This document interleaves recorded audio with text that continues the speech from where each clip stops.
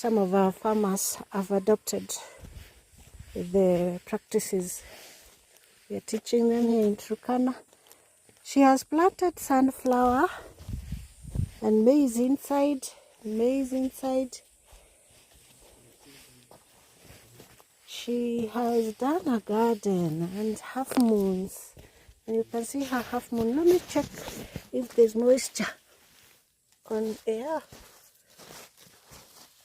Well, it's a bit dry, but not too dry. If you look so closely, it's not very dry.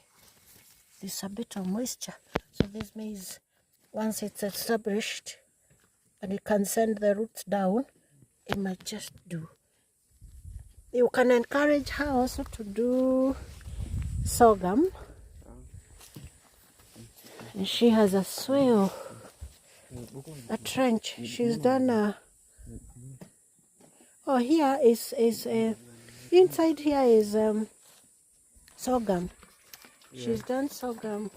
Where's this water coming from? I think this one, they irrigated this one. Oh, okay, irrigated the pot. They put some water. So here,